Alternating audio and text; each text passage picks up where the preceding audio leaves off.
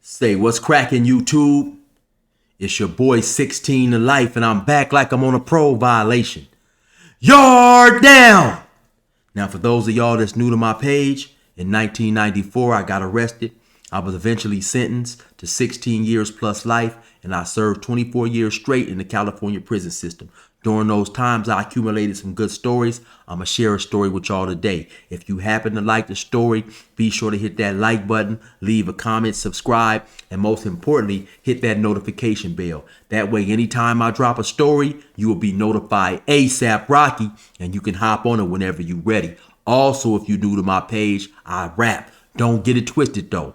My flow is none like Curtis Blow. I got a song called Never Gave Me Therapy. It's on all major streaming sites. It's a video up for that. It's a video up for a song I got called Go From Here. And actually, you can scroll to my YouTube playlist, go down to gas stations, and you will find my music there. I also dropped a remix for the song Never Gave Me Therapy. Definitely be sure to check that out. Now, with all that being said, let's hop right up into this story. Y'all already see the thumbnail. Y'all already know what it is. Let's get right into it. So, I was at a level 3 prison by the name of by the name of Ironwood in the city of Blythe. I had been staying out of trouble. My points had dropped down, and so I was now eligible to go to a level 2. A level 2 is a minimum security prison. The difference between a level 2 and a level 3 is that level 3 is cell living. So it's you and another convict. You guys are housed in a cell. The level 2, the majority of them are dorm living. So it's like you're in an army barracks or something like that. You're in a big building. You may be in a pod. It may have 15 or 25 bunk beds. It may be more or less. It all depends on how that specific prison is designed. But, you know, you're sleeping out in the open and stuff. You can't go to a cell and get that solitude, man. So that's what it was. So eventually I was shipped from Ironwood right across the street to the level 2 called Chuckawalla. I stayed at Chuckawalla for about a week and a half. I was called to the program office. They told me to turn around, cuff up. They sent me to the hole. When I got to the hole, they gave me my lockup order, which is I believe is known as a 114D. And the 114D stated that there was an officer who worked in the facility who happened to be a friend of my victim. And due to the point that he was a rover and not signed to any specific yard at that time, I was not going to be allowed to stay down there. So I was made what's known as a threat to the institution for whatever reason. And they told me that I was being shipped to another level 2. And until I got shipped, I will remain in the hole. So I stayed in the hole about 2 months, man. Back there in the hole with me, it was some cats that I knew, man, from Riverside, East Coast, Dollar, Little Dollar. A few of them had got caught up in a riot, man, with the Bloods. And so we was back there chilling, you know, we laughing, clowning, and talking like that. Eventually, about 2 months later, I get shipped to New Corcoran. So when I get to New Corcoran, it's 2 buildings on the yard. I forget what yard it was or whatever. But they sent me into the building. I believe it was building number 1. Now, when you walk into the building, it's a long hallway, maybe 10 feet along that hallway. You go to the right, it was an office. In the office, the CO set up in there.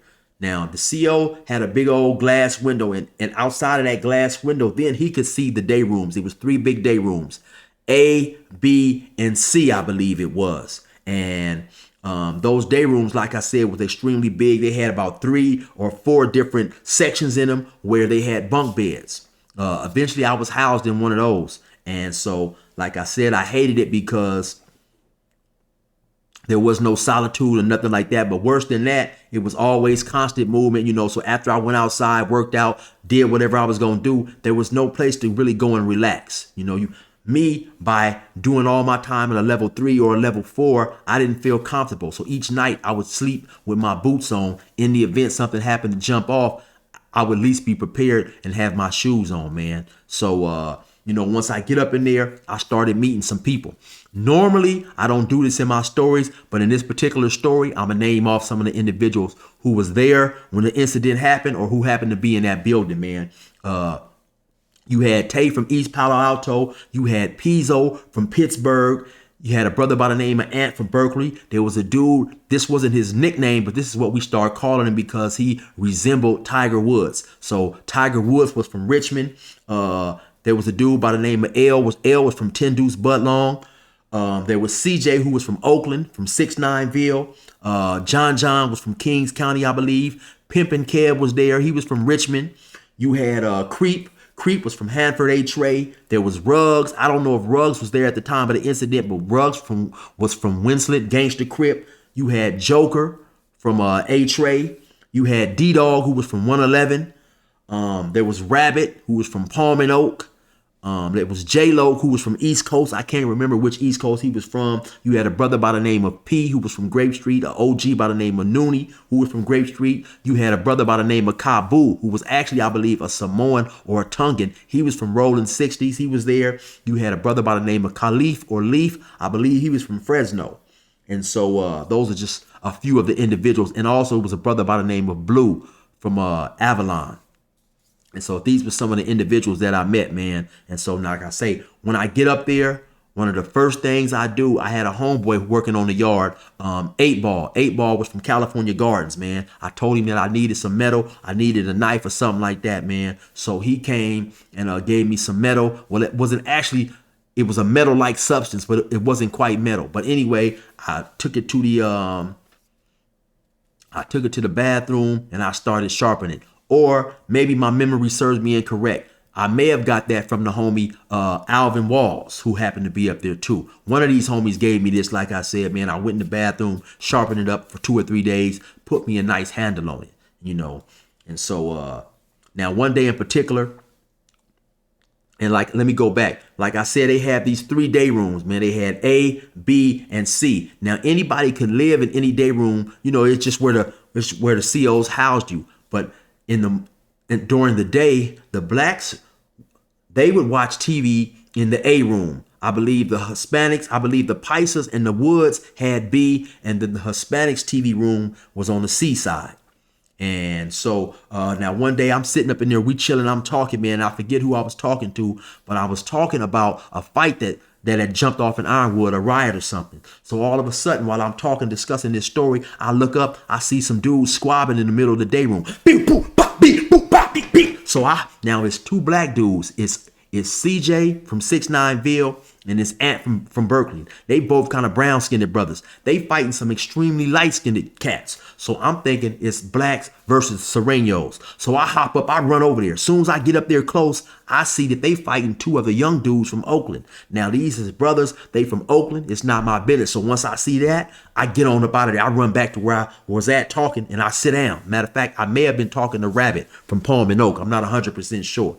So now I go sit back down. Now they're still over there squabbling. Boop, bop, beep, boop, bing, bop, boop. They doing their stuff. So now eventually the police look up in that office, see him squabbling. He run out there. He mace him. Shh, he mace him, take him to the hole. So originally I was housed over there in A section in a pod I was in a pod that probably had about 20 bunk beds. A lot of people, a lot of movement and stuff like that. And so when they took them to the hole, I asked the CO if I could be moved to one of the empty bunks over there on the other side, which happened to be, I believe it was CJ's bunk. So they stayed in the hole for about a month and a half, 2 months, and they released him. Now, when CJ came back, they happened to put him right next to me. So me and him got extremely cool and stuff. CJ had done a whole lot of time and stuff. He was a real solid dude from Oakland, from an area known as the 6-9 Village. Real cool dude, man. So also during this time, man, the brothers up there we are outnumbered by the Hispanics, at least 3-1, at least maybe a little bit more than that, man. And so I'm trying to talk to some of these individuals about, being united and stuff, trying to have more unity, And one thing I liked about that is we did have a lot of unity up there, and which was extremely necessary, because you also, the bad part about a level 2 is, like I said, outside of the sleeping arrangements, you have a lot of individuals that's new to prison, man. You had a lot of youngsters up there running around doing stuff. And now when you're living in such close proximity to other races, there's always the potential to have a ride and stuff jump off. Actually, I remember one night we happened to get into it. We had a standoff with the whites. And while the Hispanics didn't mount up and get in the same group as the whites, they clearly had their back. They all mounted up behind them, basically saying that, hey, you guys handle it. If you guys take off, we right here with you. So that it was clear. So I'm talking to a lot of these brothers up in here about the necessity, man, to try to be united. I get to talking to this one dude by the name of Shy, man. Initially, I thought he was from Chicago and they called him Shy for short, but actually his name was Shaheem. Come to find out, Shaheem had, man, 2 of the most dangerous looking knives that I had seen. And like I said, this was on a medium security. Now, where he had got these knives from is, there was a brother who worked in welding, and this brother who ran with the blacks, he happened to be paralyzed and he was in a wheelchair. So when you go back there to welding, the mechanic shop, you have to pass through a metal detector. But due to the fact that he was paralyzed, they would just let him come through, And unbeknownst to them, he was smuggling knives back. And so these knives was extremely ugly and dangerous. Like I say, it was made in welding. They was real big and heavy and long. One of them had an extremely sharp point on it. It definitely was a killing machine. The other one, somebody had messed it up, and it was made somewhat like a candy cane. It had a hook at the top of it, and while it had a point on it, that hook kind of negated its power, its destruction power, because like I said, it wasn't at a point.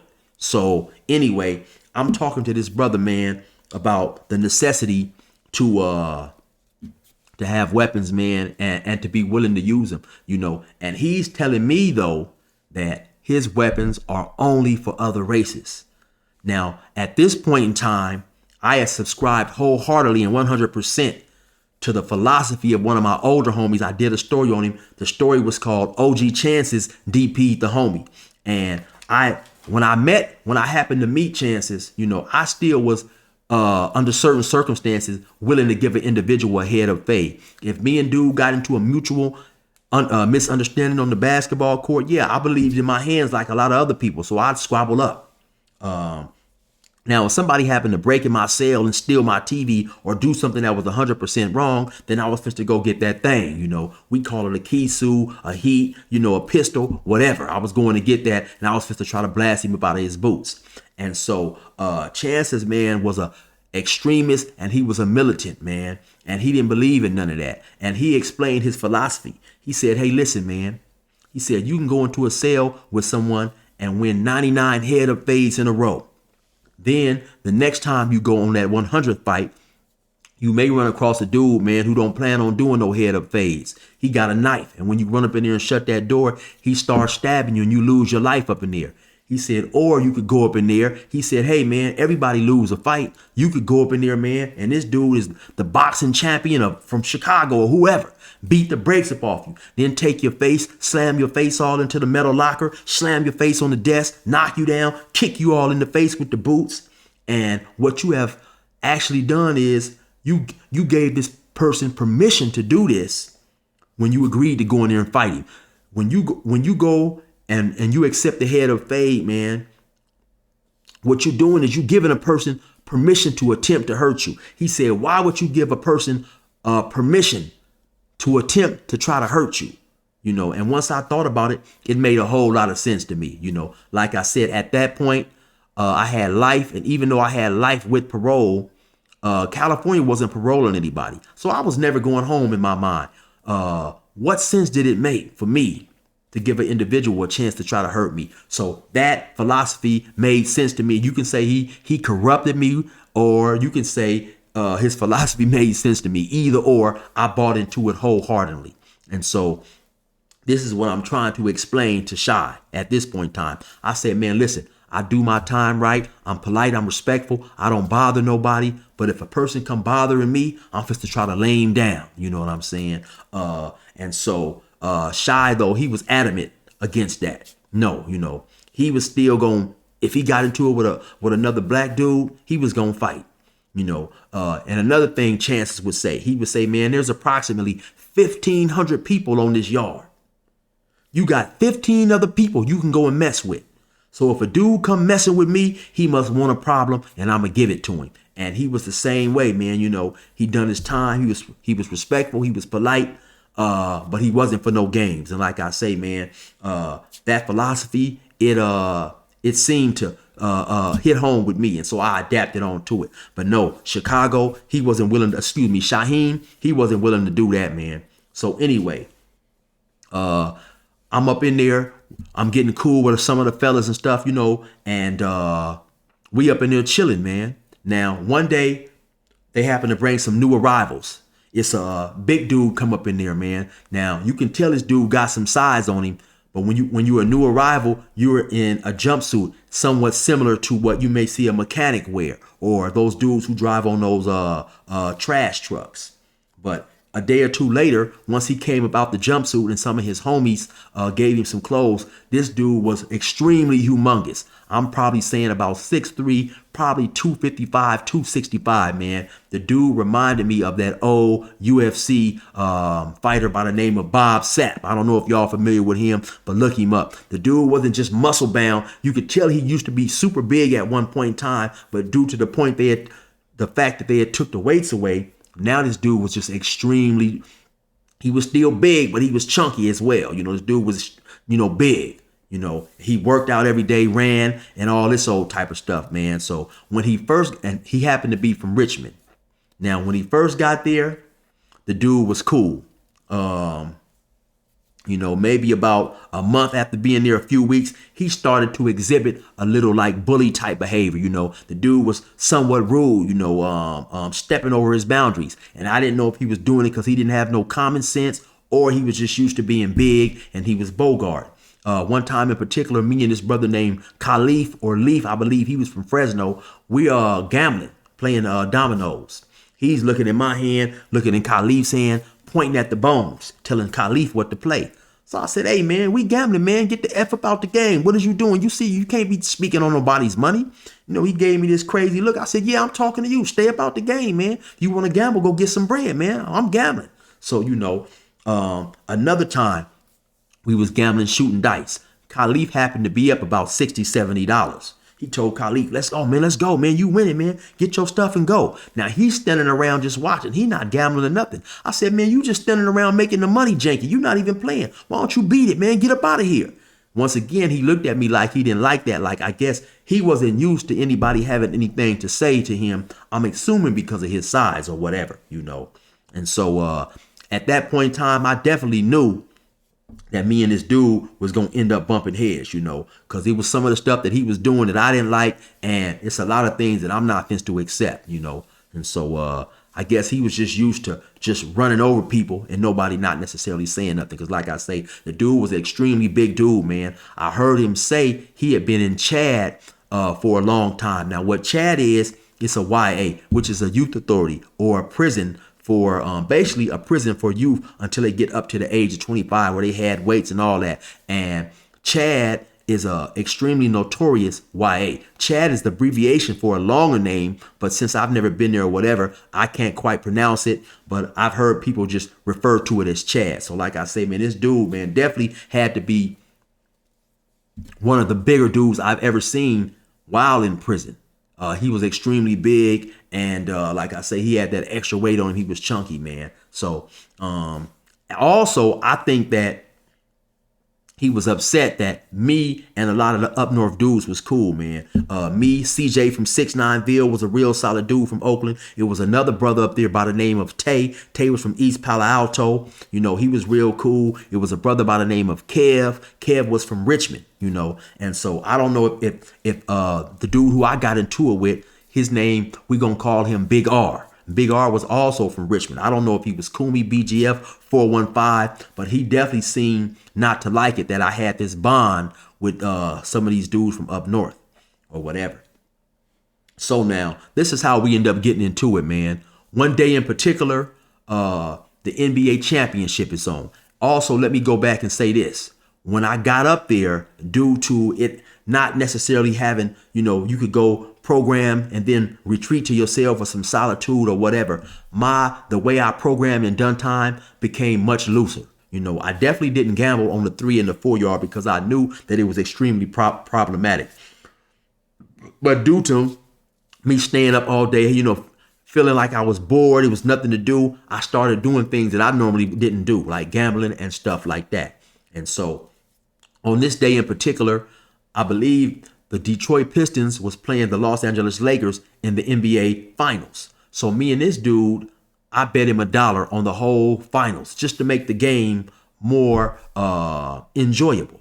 So, of course, the Lakers end up losing.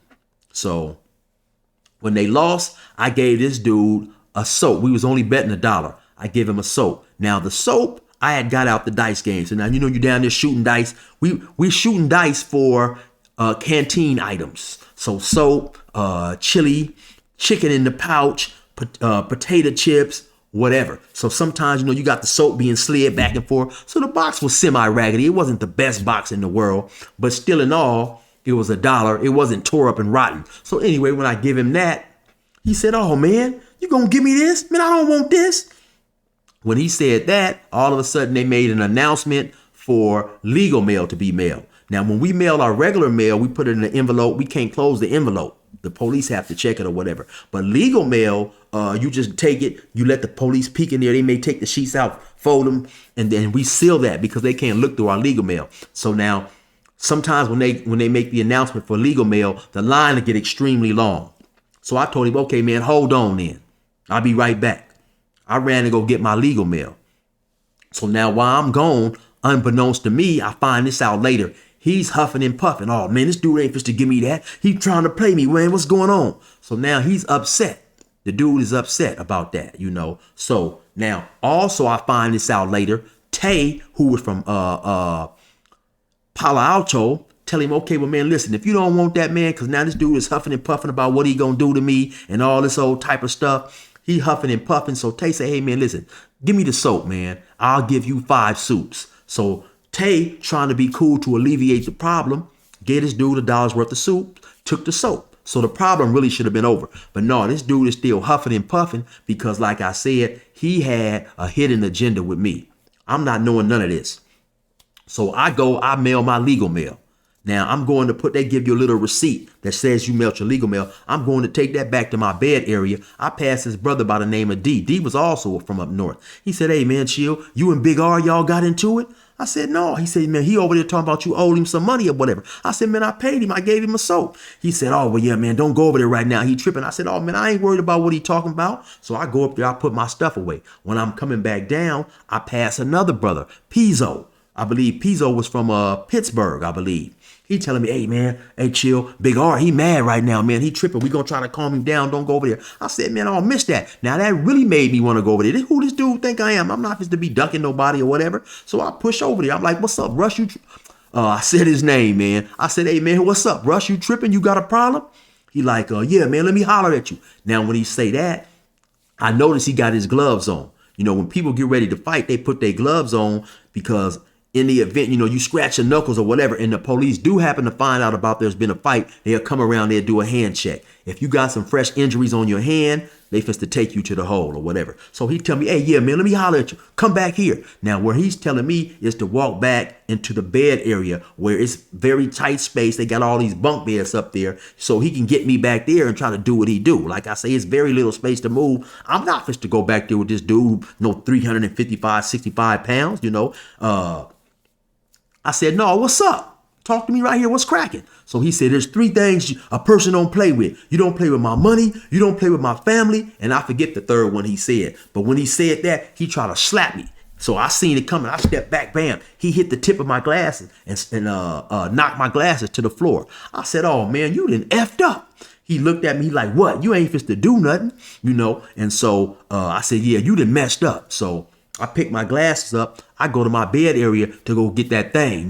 My brother Banky Pound, he referred to it as the Bethlehem. I'm supposed to go do that and try to lay this dude down. You know what I'm saying? So now, unbeknownst to me, when we're arguing or whatever, the CO who happened to be working in the office, he sees all this. So now he's paging Russ to come to the office. So I go up there, I get my thing. Now my thing is only about 6 inches, you know what I'm saying? And I'm not too sure or confident it's definitely gonna immobilize this dude and lay him down the way I want him to be laid down. Cause I definitely don't want to take no chances with this dude. Like I say, the dude is a big old giant dude. I used to see him out there boxing, hitting the heavy bag, running, working out. The dude was a big giant monster, you know what I'm saying? And so so now I say, okay, I tell myself, let me go get at Shaheem and try to get one of these things from him. So I go talk to Shaheem. Shaheem, once again, is adamant about the things that he got is not to be used on our own race. His is for the whites or the Hispanics. So I'm telling him, hey, man, listen, I don't want to hear about that. I need one of them things. He is 100% against it. So I walk down there. I walk back down. Now, when I'm walking back down, like I said, the CO had been paging Big Russ. So we happened to pass each other. We like within maybe 3 or 4 feet with each other. He like, what? You ain't gonna do nothing, which even made me even madder. So now when I walk back down, now you got a lot of the Crips. Everybody is huddled up. D-Dog, who was from 111, who was a big old giant dude. D-Dog probably was about 6'2", 6'3", probably about 250, 260. You could tell he had been real big back in his day, but he was starting to just get kind of fat. Then L was from 10 Deuce Budlong, I believe. L came and got at me. L was probably about 6'3", probably about 215. L would just happen to be big, He didn't look like he worked out. He was just a big nature dude. And matter of fact, I remember one day asking L, I said, man, L, how much you weigh? L told me he weighed 320.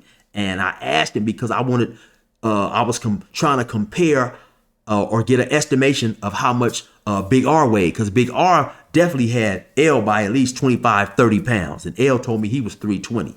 So anyway, now all the Crips is getting at me like, chill, what's up? You want to rush him? You want to go rat packing? I'm like, hell no, homie. This dude try to slap me. I'm supposed to get him by myself. I don't want no help. I said, only thing I need from you, L, go get at your bunkie and tell him to give me one of them things.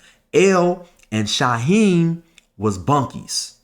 I said, man, yeah, this dude is tripping. I showed him mine. I said, man, I got mine, but I'm not necessarily knowing mine is going to do the job like I wanted. I need something that's definitely going to lay this dude down, maim him, knock his eye out, something like that. I'm trying to put it in on him. So L slide up there to go holler at his bunkie. So now D-Dog is like, what's going on?